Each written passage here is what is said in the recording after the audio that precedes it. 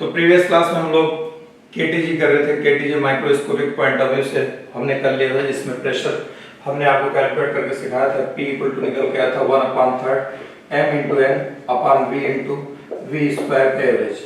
ये निकाल करके आपको सिखाया था।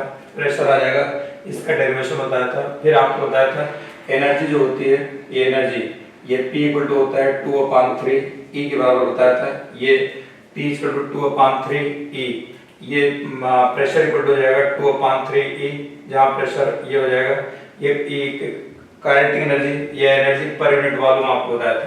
फिर आपको बताया था E इक्वल टू 3/2 kT के बराबर बताया था। E इक्वल टू 3/2 kT बता दिया था। यहाँ P equal to 2/3 E energy पर यूनिट वॉल्यूम, यहाँ एनर्जी ऑफ ईच मॉलिक्यूल ये आ जाएगा 3/2 kT।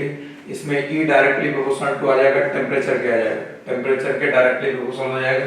एनर्जी जो होती है मॉलिक्यूल की काइनेटिक एनर्जी या एनर्जी, ये उसके नेचर पर डिपेंड नहीं करती, नेचर ऑफ गैस पर, उसके टेम्परेचर पर डिपेंड करती है। अगर टेम्परेचर इक्वल है तो एनर्जी रेशो 1:1 आएगा। अगर टेम्परेचर इक्वल हो जाएगा तो एनर्जी रेशो 1:1 आएगा।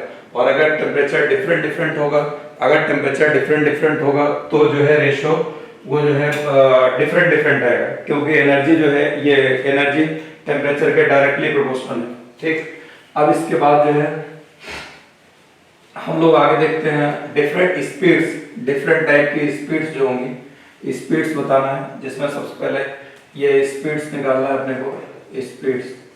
ठीक, जिसमें सबसे पहले root mean square speed, root mean square speed VRMS जिसको बोलते हैं VRMS। अब रूट मीन स्क्वायर स्पीड यानी VRMS ये इक्वल टू हो जाएगा VRMS इक्वल टू हो जाएगा रूट, देखिए इसका नाम है रूट मीन स्क्वायर।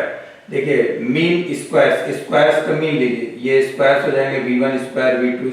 चलिए ये यहाँ पर जो है, यहाँ पर ये हम आपको इसको अलग से लिख के देते हैं, रूट मीन स्क्वायर। तो स्क्वायर ये इसका मीन हो गया, ये स्क्वायर्स का मीन, ये एवरेज जो ऊपर सिंबल आता है ऐसे लाइन खींचते हैं, ये क्या होता है, ये मीन, ये मतलब एवरेज का सिंबल होता है, मीन का सिंबल होता है, यानी स्क्वायर्स का मीन निकालना है। तो रूट मीन स्क्वायर यानी मीन स्क्वायर ये हो गया, इसका रूट ले लो, ये रूट ले लिए, ये इतना आ जाएगा। यहाँ पर ये हो गया रूट स्क्वायर्स का मीन, रूट मीन स्क्वायर, ये VRMS हो गया। VRMS का अगर हम स्क्वायर कर देंगे तो ये आ जाएगा V स्क्वायर का एवरेज, ये इतना आ जाएगा। अब अगर हमको इसको कैलकुलेट करना होगा तो P equal to 1/3 m into n divided by V into V square का एवरेज। यहाँ से V स्क्वायर का एवरेज अगर निकालेंगे तो ये 3 इधर आ जाएगा, 3PV अपॉन हो जाएगा m इंटू n, ये इतना आ जाएगा। अब यहाँ पर ला करके VRMS का स्क्वायर है ना, VRMS का स्क्वायर ये इक्वल हो जाएगा 3PV upon m into n। ठीक, 3PV upon m into n, ये आ जाएगा VRMS। यानी VRMS इक्वल टू कितना आ जाएगा अगर निकालें तो ये आ जाएगा √3PV upon m into n, ये इतना आ जाएगा। एक VRMS इतना है। m इंटू n हमने आपको बताया था मास ऑफ द गैस होता है। m इंटू n क्या होता है, मास ऑफ द गैस ये होता है, मास ऑफ द गैस ये होता है m into n, mass of the gas होता है m इंटू n। यहाँ पर m into n mass of the gas हो जाएगा। अब यहाँ पर जो है VRMS, अब हमको ये VRMS इक्वल टू हो जाएगा अंडर रूट, यहाँ पर हो जाएगा 3P divided by m into n divided by V। ये m into n divided by V ये डेंसिटी के बराबर हो जाएगा। तो VRMS ये इक्वल टू आ जाएगा VRMS, ये आ जाएगा under root 3P divided by D के बराबर आ जाएगा। VRMS कितना आ गया, under root 3P divided by D। ये एक VRMS का फार्मूला ये इतना निकल के आ गया। ठीक, एक फार्मूला हो गया VRMS का। एक तो VRMS निकालना हो, ये मीन स्क्वायर का एवरेज, ये मीन स्क्वायर, इसको कैसे निकालेंगे, मीन स्क्वायर का अगर एवरेज निकालना हो तो हो जाएगा V1 square plus V2 square plus dot dot dot V3 square plus dot dot dot upon n, ये इतना आ जाएगा। ये मीन स्क्वायर कभी मीन स्क्वायर निकालना पड़े तो अलग से मीन स्क्वायर ऐसे निकाला जाएगा। हर एक मॉलिक्यूल की स्पीड दिया होगा, बोलेगा उसके स्क्वायर्स का मीन निकालो, तो हर एक का स्क्वायर करो और फिर जितने मॉलिक्यूल हो उतना डिवाइड कर दो। तो ये निकल के आ जाएगा मीन स्क्वायर स्पीड, ये आ गया 3p/d आ गया, VRMS आ गया। अब देखिए यहाँ पर जो है ये जो हमने वो लिख रखा है वहां पर, उसको और अगर हम चेंज करते हैं VRMS को, क्योंकि हम लोग PV इक्वल टू जानते हैं क्या होता है, म्यू RT।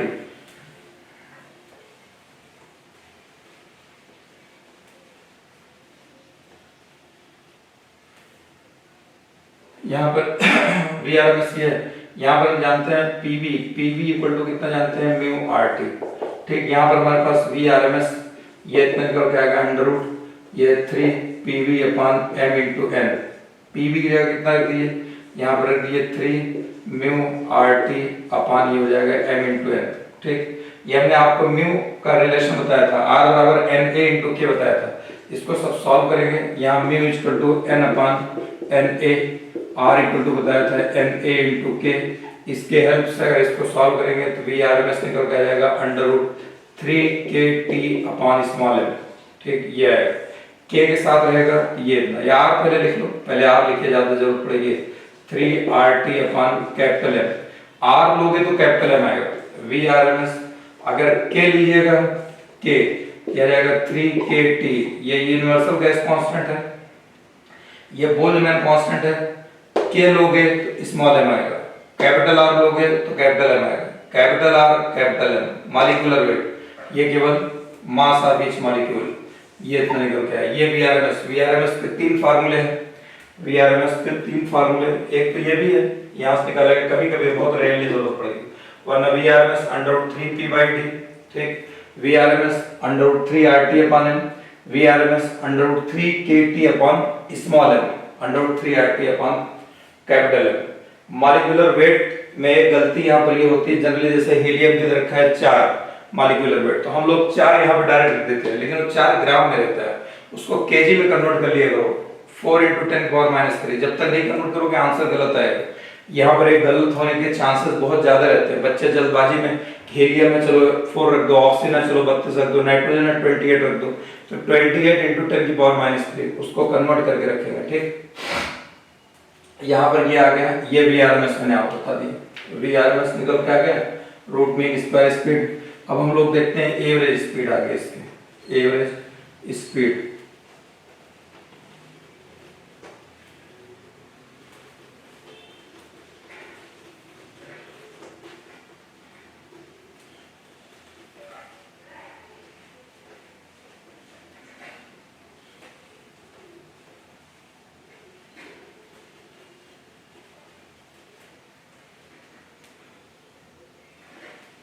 देखिए अब एवरेज स्पीड क्या होगा, एवरेज स्पीड इसमें आ जाएगी एवरेज स्पीड।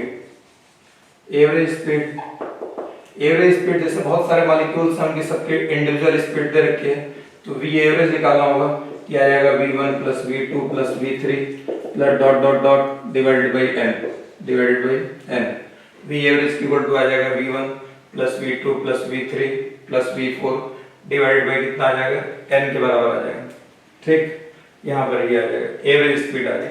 इसको अगर हम एवरेज स्पीड को उसमें निकालेंगे R के टर्म में, ये आ जाएगा अंडर रूट 8RT/m, R के साथ कैपिटल M आएगा, ये आ जाएगा। ठीक, डेरिवेशन इसका है नहीं, डायरेक्ट नोट करिए, डेरिवेशन की जरूरत नहीं है, आपके सिलेबस में इसकी डेरिवेशन। उसके बाद अगर इसको K के टर्म में लेंगे तो R जगह K लगा दो, नीचे पाई × स्मॉल m ले लीजिए, ये हो जाएगा V एवरेज, ये आ जाएगा 8kT/m। ठीक, ये इतना आ जाएगा, V एवरेज निकल के आ गया।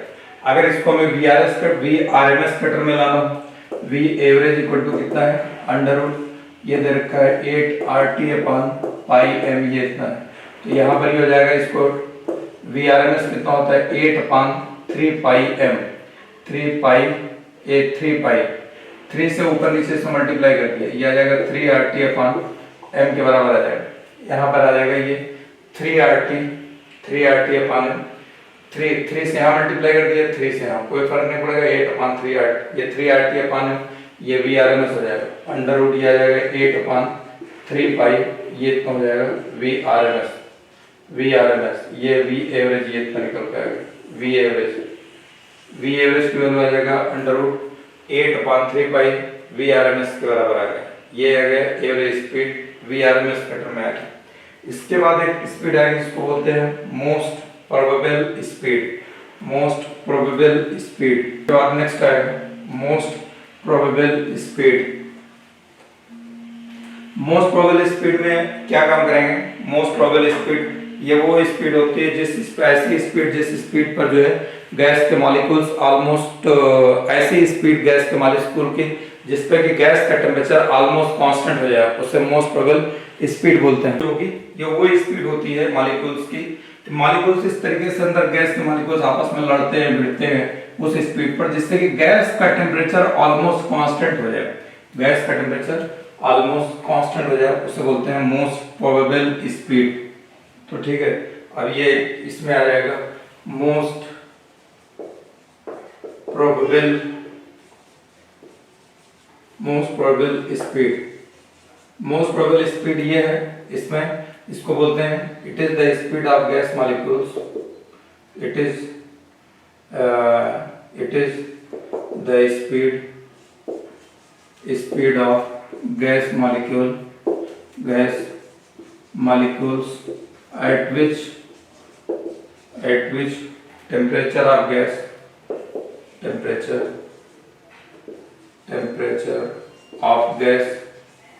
almost becomes constant,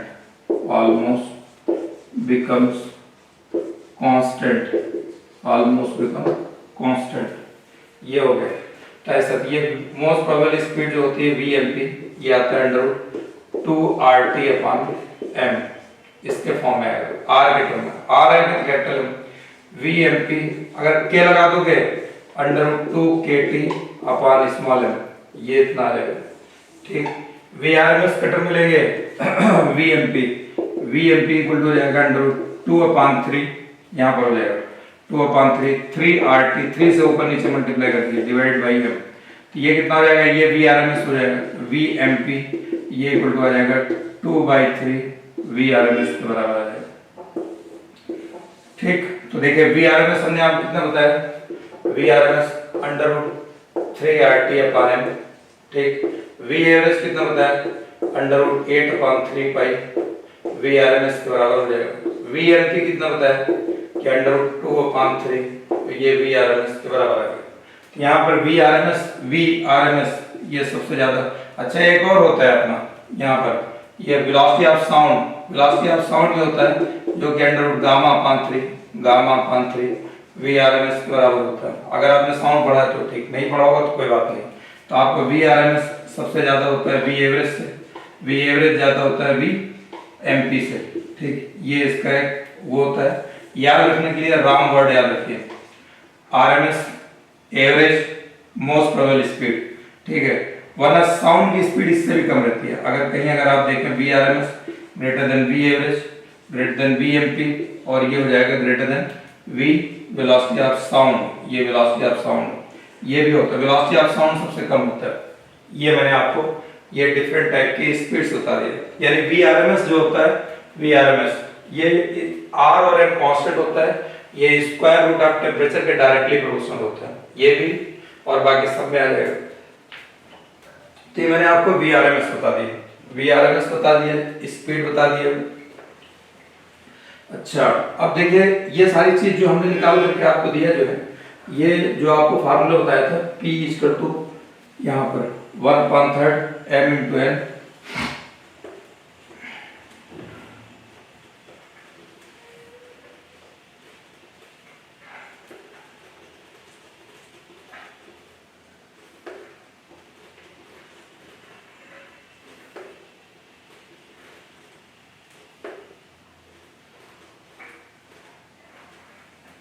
देखिए यहाँ पर मैंने आपको जो बताया था ये P equal to 1/3 m × n divided by V × V square का एवरेज।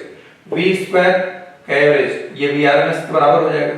अभी आपको लिख के दिया था VRMS का स्क्वायर ये इक्वल टू क्या होगा? V स्क्वायर के एवरेज के बराबर हो जाता है। और VRMS बराबर क्या होता है? ये √3RT/m, यानी ये T के ये VRMS का स्क्वायर, तो VRMS का स्क्वायर करेंगे तो 3RT/m ये इतना आ जाएगा। ठीक, इसका मतलब जो है ये आपका VRMS या ये चीज क्या होगा? इसके T के डायरेक्टली प्रोपोर्शनल हो जाएगा, ये T के डायरेक्टली प्रोपोर्शनल हो जाएगा। यानी ये लिख सकते हैं VRMS, ये VRMS का स्क्वायर या v स्क्वायर का एवरेज ये डायरेक्टली प्रोपोर्शनल होता है t के, यानी हम यहाँ पर लिख सकते हैं p equal to 1/3 m into n upon v into V square का एवरेज, ये t के डायरेक्टली प्रोपोर्शनल है। ये अगर कांस्टेंट हो जाए यहाँ पर इसमें मास ऑफ द गैस, ये मास ऑफ द गैस अगर ये कांस्टेंट हो जाए और v स्क्वायर यानी ये टेम्परेचर हो गया, अगर ये कांस्टेंट हो जाए, ये कांस्टेंट हो जाए, ये कांस्टेंट, ये जो रिलेशन निकल गया है ये p प्रोपोर्शनल 1/v, कौन सा लॉ को फॉलो कर जाएगा?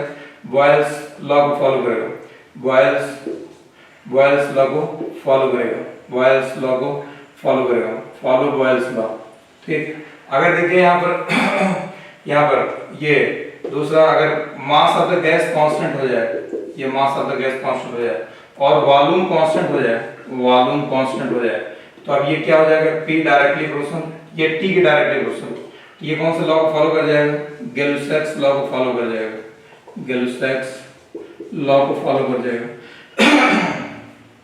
अगर देखिए यहाँ पर टेम्परेचर, ये प्रेशर कांस्टेंट हो जाए, मास कांस्टेंट हो जाए, n कांस्टेंट हो जाए और प्रेशर कांस्टेंट हो जाए, प्रेशर कांस्टेंट हो जाए, ये कांस्टेंट हो जाए, ये कांस्टेंट हो जाए, तो हमारे पास ये क्या बचेगा? ऊपर t बचेगा, नीचे v बचेगा, ये कांस्टेंट आ जाए यानी v प्रोपोर्शनल t आ जाएगा। तो कौन सा लॉ को फॉलो करेगा? चार्ल्स लॉ को फॉलो कर जाएगा, चार्ल्स लॉ को फॉलो करेगा।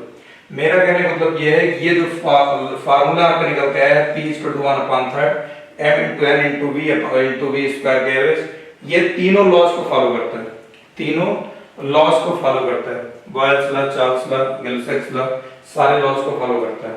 ठीक, अब हम लोग आगे बढ़ते हैं थोड़ा सा। अब हम लोगों को एक नई चीज सीखनी पड़ेगी, वो होती है डिग्री ऑफ फ्रीडम।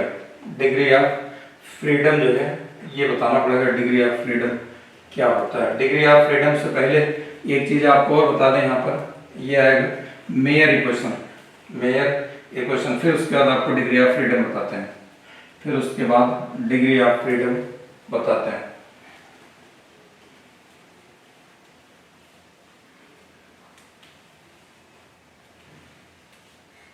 देखिए मेयर इक्वेशन क्या होता है? मेयर इक्वेशन ये हो जाएगा, ये होता है Cp - Cv, ये इक्वल टू R के बराबर होता है। Cp specific heat at constant pressure, Cv specific heat at constant volume, R gas constant है, और Cp/Cv ये इक्वल टू होता है गामा के बराबर होता है। गामा क्या कहलाता है? गैस एक्सपोनेंट कांस्टेंट कहलाता है, gas exponent constant, gas exponent constant ये कहलाएगा, ये गामा कहलाएगा। गामा होता है gas exponent constant. Cp - Cv = R, Cp/Cv = होता है गामा, गामा कहलाता है गैस एक्सपोनेंट कांस्टेंट। ये एक रिलेशन है, बहुत ही इंपॉर्टेंट रिलेशन है। R की वैल्यू SI यूनिट में 8.31 या सीजीएस में 2 कैलोरी पर सेल्सियस डिग्री पर मोल के बराबर होता है, मेयर इक्वेशन। अच्छा, अब इसके बाद जो है हम लोग आगे बढ़ते हैं। अब हम आपको बताते हैं degree of freedom, degree of freedom तो आगे इससे लिंक आएगा, इसलिए मैंने आपको इसको पहले बता दिया। ठीक,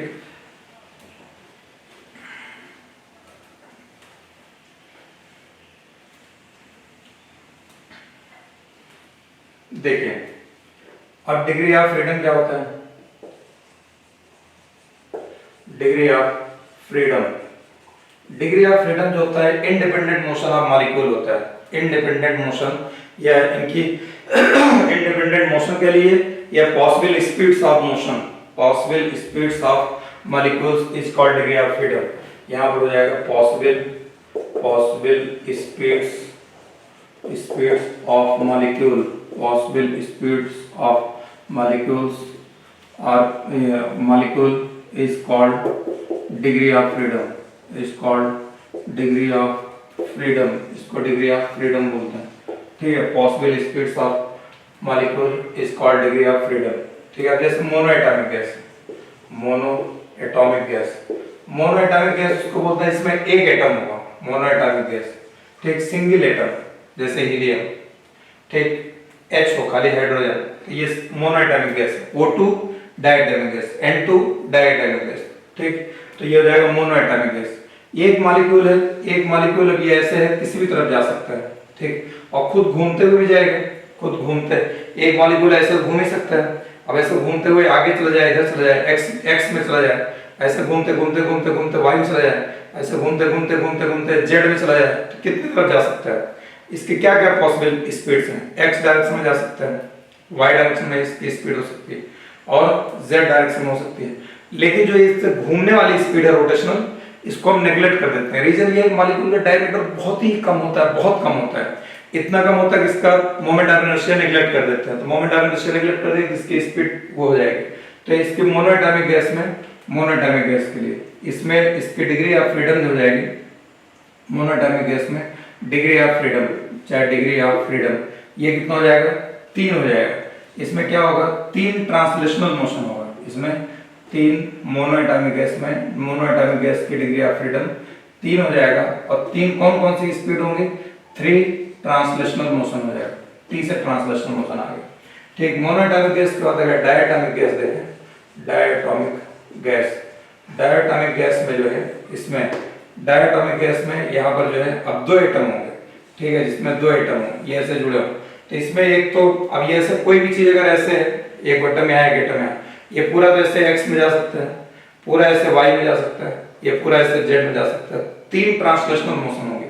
ठीक, अब इसमें क्या होगा? एक इसका ये, इसका बीच से देखिए, एक ये घूम रहा है इस एक्सिस पे और एक ये वाला घूम रहा होगा इसके और 2 रोटेशनल आ जाएगा, तो 5 हो जाएगा। इसमें इसका डिग्री ऑफ फ्रीडम ये 5 आ गया।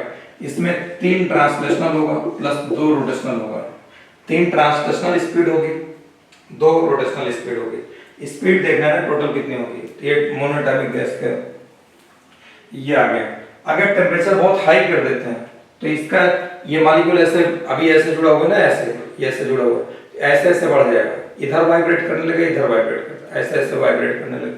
तो यहाँ पर हो जाएगा ये at high temperature, at high temperature, at high temperature, इसका degree of at high temperature, degree of freedom कितना हो जाएगा?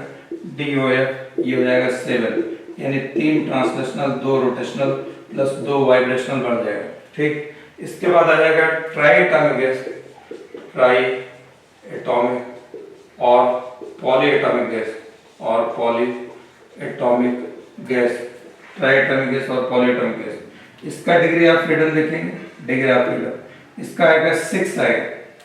इसमें 3 ट्रांसलेशनल आ जाएगा प्लस 3 रोटेशनल आ जाएगा। लेकिन एक इसका है नॉन लीनियर स्ट्रक्चर का, नॉन लीनियर स्ट्रक्चर का आ जाएगा, नॉन लीनियर स्ट्रक्चर का आ जाएगा। ठीक, नॉन लीनियर स्ट्रक्चर का, लीनियर स्ट्रक्चर का 7 आ जाता है। तो ये डिग्री ऑफ फ्रीडम आप बता दिए। Degree of freedom monoatomic gas के लिए 3, डायटोमिक गैस के लिए 5, ट्राई पॉलीएटॉमिक गैस के लिए 6, बशर्ते कि स्ट्रक्चर नॉन लीनियर, लीनियर के लिए 7 आ जाएगा। ये मैंने आपको डिग्री ऑफ फ्रीडम बता दी।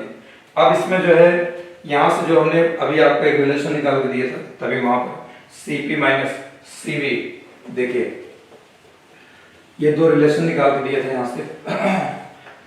अब डिग्री ऑफ फ्रीडम और गामा में क्या रिलेशन होता है, एक पहले आपको ये भी बता दूं, डिग्री ऑफ फ्रीडम और गामा में क्या रिलेशन निकल जाएगा, relation between degree of freedom and gamma.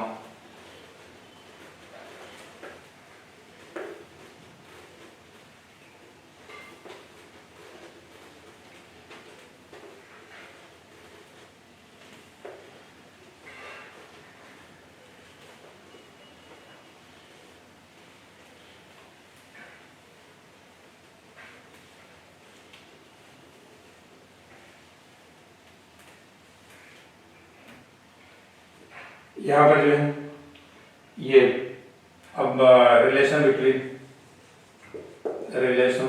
Between degree of freedom, degree of relation between degree of freedom and gas exponent constant, gas exponent constant. ठीक, यानी इसको गामा बोलते हैं। ये हो जाएगा gamma equal to 1 plus gamma equal to 1 plus 2 upon F, gamma equal to 1 plus 2 upon F, ये relation आएगा, ये याद रखिएगा। गामा ये हो गया, gamma equal to 1 plus 2 upon F के बराबर आ गया, 1 प्लस 2 अपॉन एफ, ये आएगा। ठीक, अब देखिए मैंने अभी आपको बताया था Cp माइनस Cv ये इक्वल टू होता है Cp अपॉन Cv, ये आपको बताया था गामा। ठीक है, यहाँ से अगर Cp की वैल्यू निकालेंगे कितना हो जाएगा, गामा Cv आ जाएगा, Cp equal to gamma Cv। यहाँ पर हो जाएगा Cp माइनस Cv ये इक्वल टू R। Cp क्या कितना रख देंगे, इसको रख करके सॉल्व कर लिए गामा Cv माइनस C, आपको ये सब की जरूरत नहीं है। यहाँ Cv ये लीजिए, ये हो जाएगा गामा माइनस 1 ये इक्वल टू R। Cv की वैल्यू कितना हो जाएगा, R अपन गामा माइनस 1, और Cp कितना है, गामा टाइम्स Cv। Cv की वैल्यू यहाँ लगा रख दीजिए, तो आप तो ये इतना याद रखिए, ये हो जाएगा gamma into R upon gamma minus 1, ये आ गया Cp। Cp ये इतना आ गया, Cv आया है, Cv R upon gamma minus 1, Cp निकल के आया है gamma into R upon gamma minus 1, ये Cv और ये Cp, ये आपको याद रखना पड़ेगा। अगर नहीं याद करना चाहते हैं, जिसके मैथ्स अच्छे हो तो 2 मिनट में निकल के आ जाएगा, Cp minus Cv R, Cp upon Cv equal to gamma, cross multiply करिए गामा Cv यहाँ रखिए, Cv कॉमन ले लीजिए, आ जाएगा इतना, अपने आप आ जाएगा। कुछ बच्चे याद रखते हैं, याद रखिए अपना Cv equal to R upon gamma minus 1, Cp बराबर हो जाएगा gamma into R upon gamma minus 1, ये इतना निकल के आ गया। ये आप बता दिया Cp minus Cv equal to. अब मोनोएटॉमिक गैस के लिए, डाई एटॉमिक गैस के लिए ये सब कितना निकल के आएगा, देखिए ये आप यहां से निकालते हैं, ये रिलेशन जो मैंने आपको बता दिया और ये चीजें बता दी, इसके हेल्प से मोनो डाई ट्राई के सबकी Cp Cv कितना आएगा, गामा कितना आएगा, डिग्री ऑफ फ्रीडम कितना होगा, ये देखते हैं हम लोग।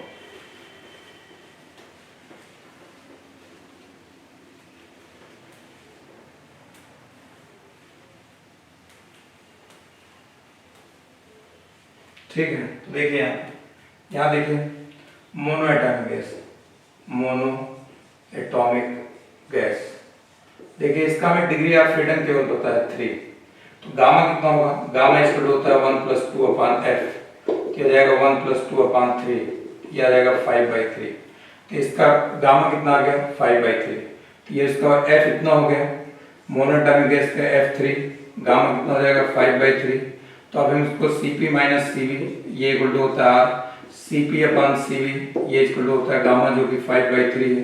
इनको सॉल्व करेंगे, तो सॉल्व करने के बाद जो निकल के आ जाएगा, Cp की वैल्यू आ जाएगा 5/2 इंटू R, Cv की वैल्यू आ जाएगा 3/2 इंटू R, ये आ जाएगा Cp और Cv की वैल्यू क्या, और गामा की वैल्यू मैंने आपको बताई दी, इसका इतना आ जाएगा मोनो एटॉमिक गैस के लिए 5/3, ठीक, गामा की वैल्यू 5/3 यहाँ ले जाकर करके सॉल्व करेंगे, Cp आ जाएगा 5/2R, Cv आ जाएगा 3/2R बराबर हो जाएगा, दोनों डिवाइड कर देंगे Cp/Cv, 2R ये 2R कैंसिल हो जाएगा, 5/3 गामा आ जाएगा, गामा बराबर होता है diatomic gas, diatomic gas, diatomic gas, diatomic gas के लिए डिग्री ऑफ फ्रीडम कितना हो जाएगा 5, डायटोमिक गैस के लिए डिग्री ऑफ फ्रीडम 5, यहाँ गामा की वैल्यू निकालेंगे, गामा इक्वल टू 1 + 2 अपान 5, 1 + 2 अपान 5 जो कि आ जाएगा 7/5, गामा की वैल्यू कितना, गामा इक्वल हो जाएगा 7/5, ये डायटोमिक गैस के लिए।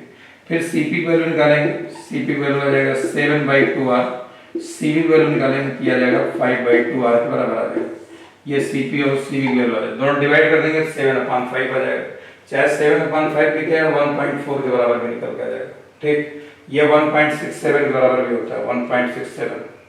अब उसके बाद ट्राई एटॉमिक गैस और polyatomic gas, try atomic gas और पॉलीएटॉमिक गैस और पॉलीएटॉमिक गैस, ठीक, इसके डिग्री ऑफ फ्रीडम की वैल्यू है 6, तो गामा की वैल्यू हो जाएगा 1 + 2 अपान f, f के जगह कितना रख देंगे 6, 1/3 ये आ जाएगा 4/3, कितना आ जाएगा गामा की वैल्यू 4/3, ये गामा आ गया, गामा की वैल्यू 4/3, गामा की वैल्यू 4/3 आ जाएगा, Cp निकालेंगे तो आ जाएगा 4R, Cv की वैल्यू निकालेंगे ये कितना निकल के आ जाएगा 3R, ये आ जाएगा Cp 4R, Cv आ जाएगा 3R, ये आ जाएगा, इनकी वैल्यूज निकल के आ गई, ठीक, निकालने के तरीके वही है जो मैंने आपको बताया, Cp minus Cv equal to R से कैलकुलेट करते हैं, यहाँ से निकाल लेंगे, यहाँ से निकल करके आ जाएगा, ठीक। अब इसके बाद जो है हम लोग ये ट्राई एटॉमिक गैस हो गया, पॉलीएटॉमिक गैस हो गया, अब जो है इसके बाद इसमें अगली चीज आएगा मिक्सिंग, गामा अगर दो गैसेस को मिक्स कर दिया जाए तो उसका गामा कैसे कैलकुलेट करेंगे, दो गैसेस को मिक्स कर दिया जाए, मान लीजिए एक मोनो एक डाई एक ट्राई, इन गैसेस को अगर मिक्स कर दिया जाए, मिक्स करने के बाद उस मिक्सिंग गैस का गामा अगर निकालना होगा तो वो कैसे निकल करके आ जाएगा, तो ये हो जाएगा। इसके बाद निकालते हैं,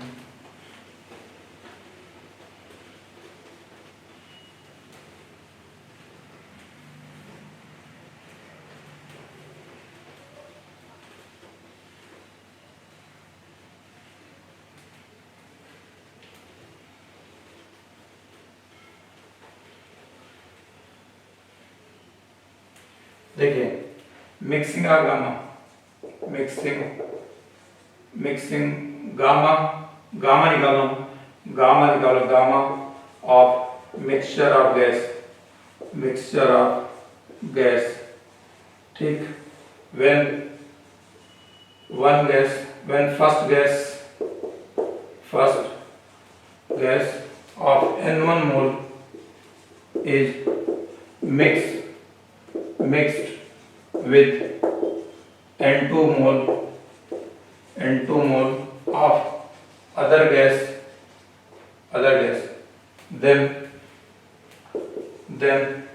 gamma of mixture is, ये क्या हो जाएगा, गामा बराबर देखिए होता है Cp/Cv होता है, तो गामा मिक्सचर इक्वल टू हो जाएगा, गामा मिक्सचर ये इक्वल हो जाएगा N1 Cp1 N2 Cp2 divided by N1 Cv1 plus N2 Cv2। देखिए गामा बराबर Cp/Cv, तो दोनों का Cp ऊपर आएगा, दोनों का Cv नीचे आएगा उनके नंबर ऑफ मोल्स के साथ। इस तरीके से गामा निकाल लेंगे, गामा अगर निकालना होगा मिक्स कर तब, ठीक।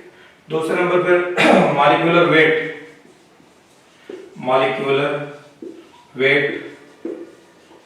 Of mixture of gas, molecular weight कैसे निकालेंगे, molecular weight of mixture of gas, molecular weight अगर निकालते हैं मिक्सचर ऑफ गैस, तो यहाँ पर M मिक्सचर जो निकालेंगे हो जाएगा M1 प्लस M2 अपान हो जाएगा N1 plus N2 plus M2 divided by N1 plus N2, ठीक। ये आ जाएगा gamma mixture of molecular weight of mixture of gas, ठीक। ये आ गया। इसके बाद जो है ये मॉलिक्यूलर वेट ऑफ, अब देखिए ये इससे रिलेटेड चीजें मैंने आपको बता दी है। अब आपको एक चीज आएगा इसमें, ये बोलते हैं इसको मीन फ्री पाथ, ये स्टार्टिंग बताना था वो हम इस करके आपको यहाँ बता देता हूँ। मीन फ्री पाथ क्या होता है, मीन फ्री पाथ जो हो जाएगा, मीन फ्री पाथ जब दो मॉलिक्यूल टकराते हैं, टकराने के बाद जो उनकी डिस्टेंस कवर होती है, डिस्टेंस कवर करते हैं अगले मॉलिक्यूल से टकराने के पहले, तो वो जो डिस्टेंस एक मॉलिक्यूल टकरा के अलग हुआ, फिर आगे जा रहे हैं दूसरे मॉलिक्यूल के टक्कर लेने से पहले जितने डिस्टेंस कवर कर लेगा ये कहलाता है मीन फ्री पाथ कहलाता है। मीन फ्री पाथ उसको बोलते हैं मीन फ्री पाथ उसको बोलते हैं mean free path. Distance between two successive collision of molecules distance between two successive collision of molecules is called mean free path, वो कहलाएगा मीन फ्री पाथ कहलाएगा। जैसे एक मॉलिक्यूल ये टकरा के यहाँ गया, यहाँ से टकरा करके यहाँ आ गया, यहाँ टकरा के यहाँ आ गया, यहाँ टक्कर लिया जाएगा, फिर यहाँ से टकरा करके इससे आ गया, यहाँ टकरा करके इससे आ गया, यहाँ टकरा के यहाँ आ गया, यहाँ टकरा ये वाला टकरा फिर आगे गया, फिर यहाँ टक्कर हुआ, फिर ऐसे टक्कर हुआ, फिर ऐसे टक्कर हुआ। तो देखिए ये टक्कर और इस टक्कर के बीच की जो डिस्टेंस है ये मीन फ्री पाथ कहलाता है। लैम्डा से डिनोट करते हैं जनरली, लैम्डा इक्वल टू हो जाएगा 1/√2 पाई d स्क्वायर इनटू n। यहाँ d diameter of molecule, n number of molecules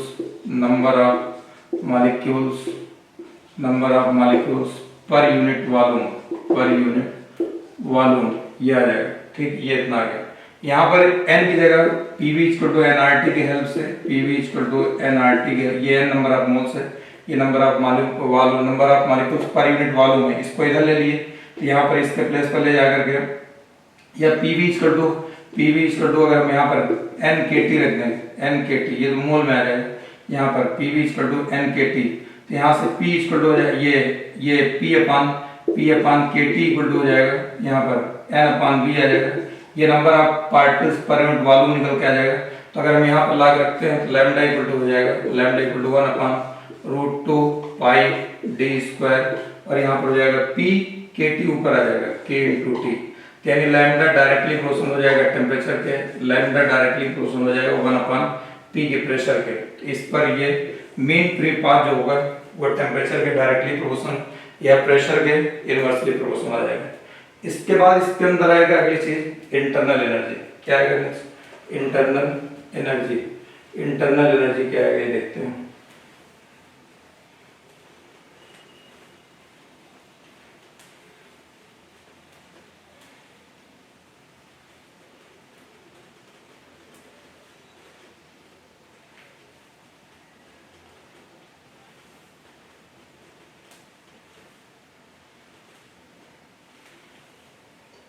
internal energy आगे, इंटरनल एनर्जी अभी फर्स्ट लॉ ऑफ थर्मोडायनेमिक्स में आएगा, लेकिन यहाँ पे देख लीजिए इंटरनल एनर्जी जो आएगा U इक्वल टू आ जाएगा half mu R F T.